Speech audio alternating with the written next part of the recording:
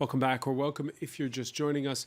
It's the France 24 debate. We're looking at, we're digesting the news from Super Tuesday, where the big winners on the day were Donald Trump and Hillary Clinton. With us from Birmingham, Alabama, Sean McCutcheon, who was elected last night as a delegate to the Republican nominating convention for Donald Trump. Many thanks for being with us. Thanks as well to Patrick Ruffini of political data and polling group Echelon Insight, who supports the Republican Party, but not Donald Trump. I think you even renamed your Twitter account. What have you called your Twitter account? Yes, never Trump. That's sort of the hashtag that has been That's pretty emphatic. Used, and it is, but you've also had elected officials coming out and supporting this. You have the Nebraska Senator Ben Sasse, Virginia Congressman Scott Riggle, and today Massachusetts Governor Charlie Baker, in a state that Donald Trump won last night, saying they could not support Donald Trump in a general election. But we're going to pick up on that point. Very big risk. We're going to pick up on that point in a moment. I first want to reintroduce Leah Pizarre, who was an advisor to Bill Clinton, who supports Hillary Clinton for her party's nomination, and Nomiki Konst, who supports Bernie Sanders. She is in New York, and she is a Democratic Party strategist. Welcome back to all of you. I just want to pick up on what you just said there, Patrick Ruffini, and just to listen to some of the scrambling that we've seen in Washington over the past days. There was an emergency conference call of governors who were Republican, some talking about third-party candidacies. Let's listen to the House of Representatives Speaker Paul Ryan on Super Tuesday denouncing, without naming him, Trump's ambiguous reaction to an endorsement from former Ku Klux Klan leader David Duke. So today I want to be very clear about something. If a person wants to be the nominee of the Republican Party, there can be no evasion and no games. They must reject any group or cause that is built on bigotry. However, the point is, and let me ask you about this, Patrick Ruffini, when ordinary grassroots supporters hear statements like that, does it help or hurt Trump? Do they care what the Speaker of the House says? I think that in some cases it will embolden Trump supporters. Frankly, there are no good options right now, I think, for the Republican Party. As Republicans, I think we're in a very difficult position in terms of party unity at this point in time. But I don't think that you would have ever seen this wave of statements from the Speaker of the House, from other elected officials. We've seen insurgent candidacies in the past. We've seen Rick Santorum 4 years ago. We've seen a number of different candidacies rise and fall, but you would not see a statement like this about Ted Cruz. You would not see it about Ben Carson. And that is because Donald Trump has made a number of very disturbing statements, and in particular not explicitly denouncing KKK leader David Duke. And I think that these candidates have to run on the ballot, would be on the ballot with Donald Trump this November. And there's a very real concern that if they don't disavow Trump, if they don't say either I'm not voting for Trump or I completely disavow what he says, that they could lose their seats. Republicans could lose the Senate, and with some grave consequences. We just had the death of Supreme Court Justice Antonin Scalia, and if that nomination gets delayed into a new Congress, you could see Hillary Clinton and a Democratic Senate, elected with the help of Donald Trump, make that nomination and tilt the Supreme Court for a generation to the left. All right, that's one of the points we can pick up on. In a Financial Times column titled, How Great Republics Meet Their End, Martin Wolf this Wednesday, quoting conservative Robert Kagan, who argues Trump is the GOP's Frankenstein monster, a product of the party's wild obstructionism. And that brings us to, and Patrick Ruffini, you primed the pump for this. There was a surreal meeting that happened on Tuesday between the president and congressional leaders over the replacement of Supreme Court Justice Antonin Scalia. You'll recall that within 1 hour of his death, the Republican Senate Majority Leader vowed to block any Obama nomination to the court. Is this payback, Patrick Ruffini, for years of obstructionism, as it's been called, on the part of the Republicans that's sort of broken down the system in Washington? Well, I think the system has been broken down for a long time, and I think that what we're seeing in the nomination process, even with Bernie Sanders, who was not supposed to be competitive at all in any state, we're seeing a great disillusionment with political leaders and the political process right now. But I do think, on the nomination of Antonin Scalia and his replacement to the Supreme Court, I think you simply see the fact that this was a shocking and unexpected turn of events. And, the fact is that these are lifetime appointments to the Supreme Court. Presidents we've had a tradition in this country, although it's not it's certainly an ironclad. I think we've had a tradition of, Supreme Court justices retire when presidents of their party do this. And the fact is that I think that it's going to be very unlikely that Senate Republicans will move forward with this nomination. Democrats will argue elections matter. President Obama was reelected. He gets to make the pick, and there's certainly a lot of respect for that. I think that there should be a lot of respect for that position. There should also be respect for the position that Americans selected Republicans to run the Senate in 2014, and they can vote or do what they will with the president's nominee. Leah Pizarro, is Washington broken, and as a result, does that make it harder for the candidate that you're championing, who's seen as a Washington insider? I think there's a very big problem between the executive and the legislative branches, especially on this Supreme Court nomination matter. It's just completely wild that it risks becoming hostage to politics. It shouldn't be. It should really be above that. And that is what is wrong with Washington, this lack of dialogue, a consistently obstructionist Congress. I don't even know how many nominees have not been confirmed yet, ambassadors, judges, other nominees, by a Senate that just doesn't want to play ball with President Obama. So I kind of like the scenario where the Democrats could keep the presidency and get Congress back. We would actually get stuff done. On Twitter, we asked you who would make a better president, Clinton or Trump. 75% went for Hillary Clinton. However, we should state for the record that many decided not to vote altogether and instead turned to Twitter to express a desire for a third choice, neither candidate. One person saying, I cannot even place a vote in this Twitter poll. A third choice of doomed would get my vote. So there is this sense. Nomiki Kunst, will you be? What state of mind will you be in when they vote in New York, which is I believe in April? Well, the Democratic side is quite a bit different. Despite what the media is saying right now, it's quite different than the Republican side. Bernie Sanders still won 4 out of 11 states yesterday, and most of those states in the southern were from the South that Hillary won, which were the way that Super Tuesday was designed in the 80s, again, to prevent any grassroots candidates from rising up, was to create a more conservative map in the beginning. So a more conservative candidate would win towards the beginning, and they would play out towards the rest of the cycle. The difference is that our country's in a very different place. No Democrats ever win those states anymore. They haven't for 40 years. So, that's why someone like a Bernie Sanders has a real opportunity to win later on bigger states after Super Tuesday. So the race isn't over yet. It's about half, Hillary Clinton has doubled the delegates, but, there's 30 plus states to go, and many of those states are very complementary to Bernie Sanders's support. Now, with that being said, Washington is totally broken. I hate to beat a dead horse, but it's because of money. When congressmen are running every 2 years and have to raise $2 million an election, and they're not spending time with each other and they're fundraising, they're not working with the other side, they're not working with the president, and they're constantly campaigning to their base. So of course we're going to have a partisan environment. And that's not a Democratic problem, that's not a Republican problem, that's an American problem. And we really have to find a way of, if not getting money out of politics, at least tempering it, because it's way out of control right now. Leah Pizarro? I just want to add, I absolutely agree with you on money. It's the system has just gone awry, and this permanent campaign of constant need to fundraise is very detrimental to democracy. And I would also like to add something on the difference between the two parties. The Democrats are having a healthy primary.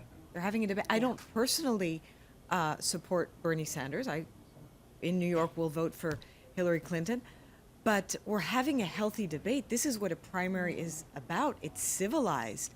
They're talking about ideas. I don't know what the Republicans are talking about. They're talking about weird stuff like the size of their hands, or I don't know what else.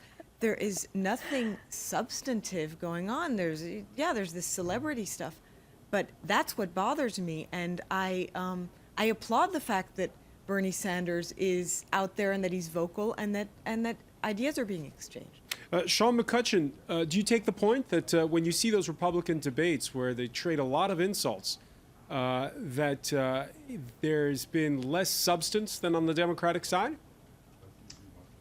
Well, I think it's been like a wrestling match, but I don't believe any of them are innocent. So, I don't believe any of them are any better than Trump. They've been piling on. So, on the money in politics, I fought a landmark Supreme Court case, which I won. McCutcheon versus Federal Election Commission struck aggregate limits, and in 2014, that's one of the reasons I got to meet Trump.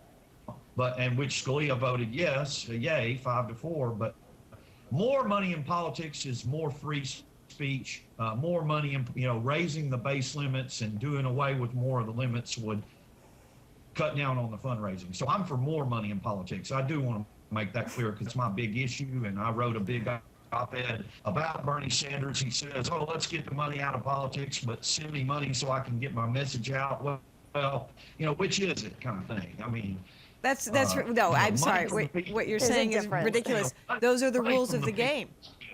You have to raise the money. The problem is the 2010 Supreme Court decision that made it that way. Bernie Sanders doesn't have a choice. Hillary Clinton doesn't have a choice. The Republicans don't have a choice. These are the rules of the game. I think what we're saying is the rules need to be rethought a little bit. Patrick Ruffini, it was a bipartisan bill on capped campaign contributions that was struck down by the Supreme Court ruling that Leah Pizarro mentions. Do you envy us in Europe, who have much shorter campaigns and a lot less money spent on campaigning? If anyone is flipping the script on money in politics, it's Donald Trump, and maybe proving that maybe you don't need as much money to win the election. Granted, he has a lot of free media. This is somebody who has said, I am completely self-funding my campaign. That's not exactly true, by the way. Right. But he has said, I'm completely self-funding my campaign. I'm not taking any PACs. I'm not, and he has said, I will completely self-fund myself into the future. I'm not sure how that will work in a general election, given that it costs $1 billion to run a general election. It's unclear whether Donald Trump is being truthful about the amount of liquid assets that he actually has in order to be able to fund that. But there is no question that campaigns have become more and more money-driven and financially driven vehicles. However, it's unclear whether that has worked. Jeb Bush had $120 million in a super PAC. It didn't win him that many votes, and they did a lot of advertising. They tried everything in the book. Can I make a quick point about that? Sure. So, one of the things that's happening in presidential elections is that, they're spending all this money on buying advertisements on television, but more and more people are tuning out of TV. So, it's sort of like this point of no return. How much money do you need to raise to get your message out? And at what point do those television ads actually hit voters? Donald Trump has had a lot of free media, so he hasn't had to buy the ads. He has 1 billion followers on Twitter and Instagram. So, he's reaching a different demographic that's not watching the traditional media sources, which made a campaign more expensive. So, I think the rules are all being changed this year, and we're going to look back on this in 4 years and think, like, this is an extraordinary year where the parties shifted, the funding structure shifted, the media structure shifted, and unfortunately you have a billionaire who has to show that he doesn't need money, and then you have to have a populist who shows that he has to rely on $27 increments to run a campaign. All right, that populist, as you call him, Bernie Sanders, winning 4 states on a Tuesday night, enough to keep him pushing his left-wing agenda in the run-up to the general election. For her part, Hillary Clinton, in the victory speech she gave from Florida, and in allusion to all the vitriol we were talking about a short while ago, she directed her firepower against Trump. I believe what we need in America today is more love and kindness. Instead of building walls, we're going to break down barriers and build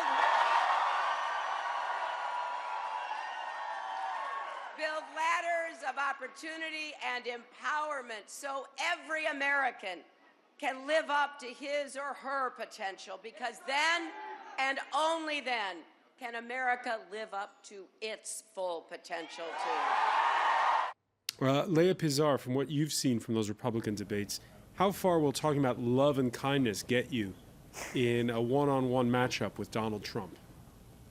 Maybe very far. I think what Really? yeah, because let's talk positive here.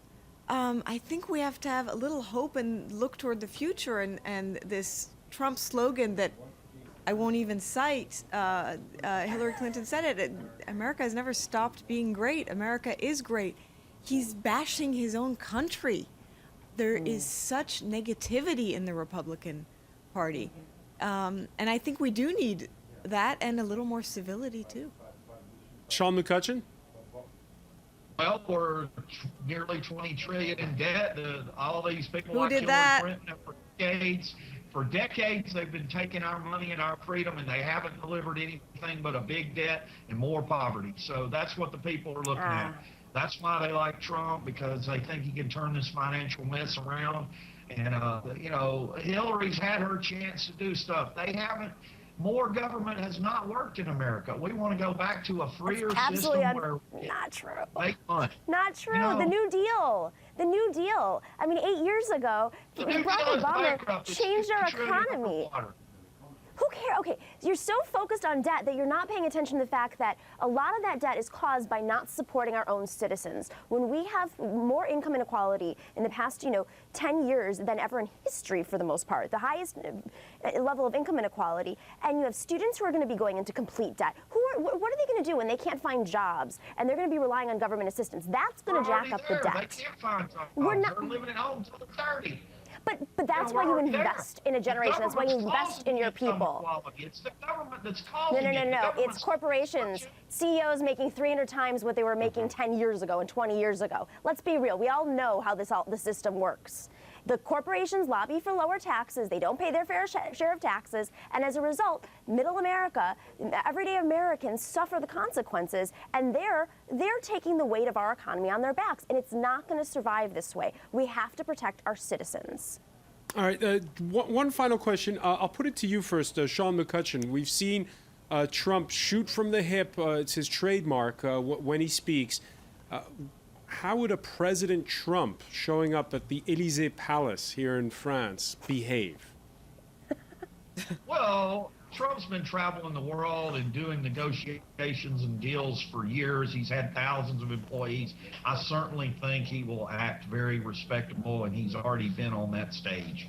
So, Trump is responding to attacks from the other Republicans in the majority of these situations. Now, certainly if world leaders and people from France start attacking him, he'll probably respond. But I don't think that's going to happen, because I think that it's going to be cordial and professional, and there's a lot of common goals, and Trump can work in that environment. The art of the deal, and he has been in business for years in large businesses, which again is a skill set that career politicians don't have, and that's one of the reasons Trump does look attractive.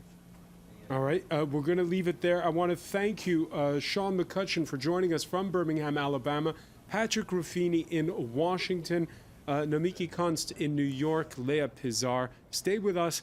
Our Media Watch segment is next.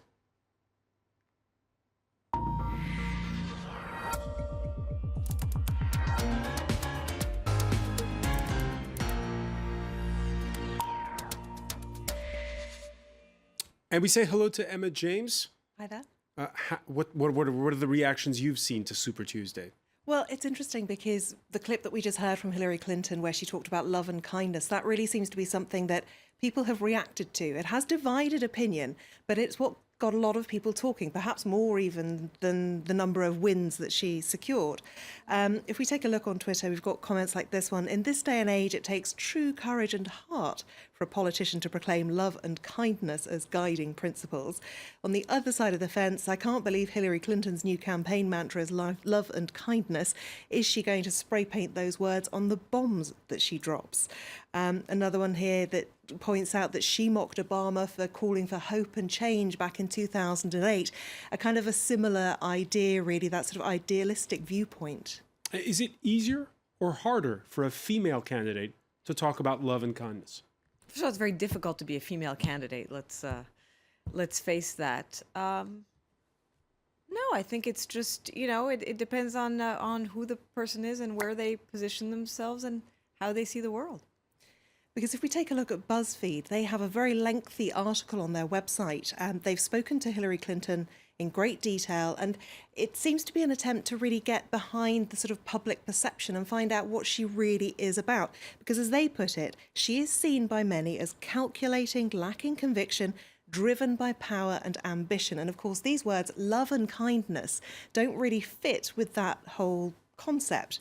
Now, Ruby Kramer, who wrote this article and who spoke to Hillary Clinton, said that basically she's talking about the core of what she believes and who she is, even if no one is viewing her that way. She did try to talk about this sort of kind of thing back in the 90s when Bill Clinton was obviously in power.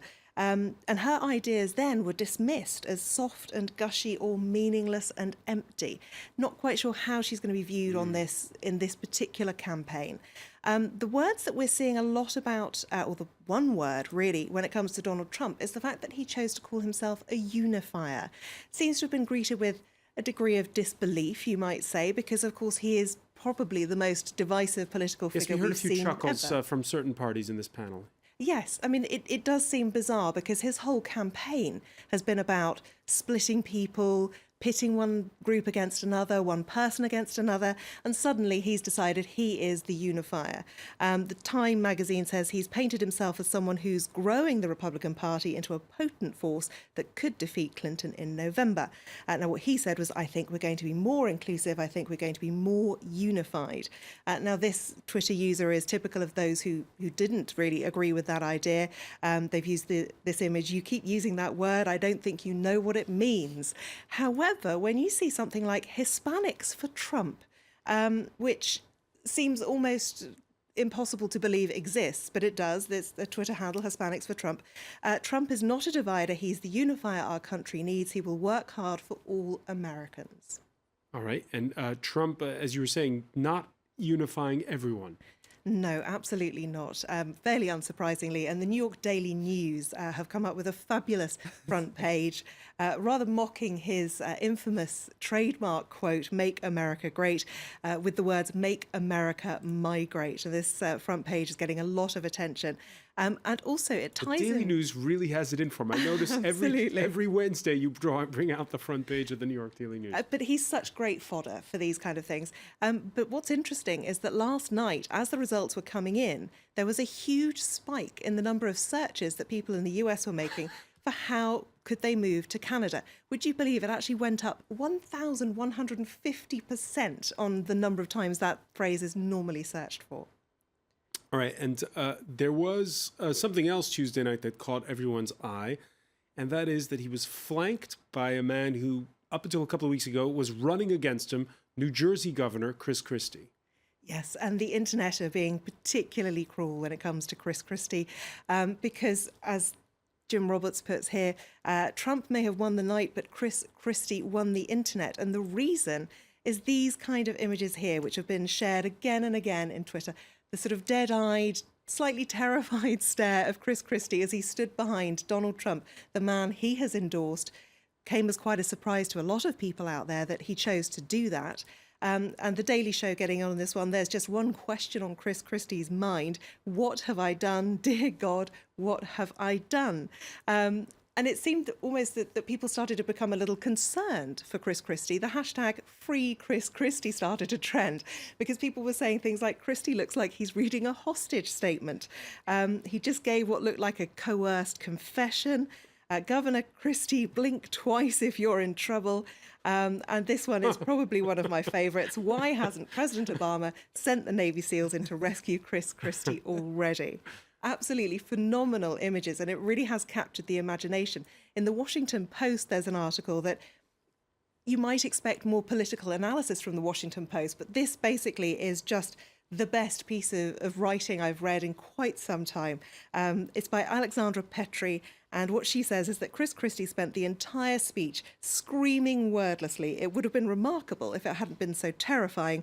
His eyes were the eyes of a man who's gazed into the abyss, and the abyss has gazed back, and then he endorsed the abyss. It looks like people are projecting a little bit. Many thanks, Emma James. I want to thank our panelists once again. Thank you for joining us here in the France 24 debate.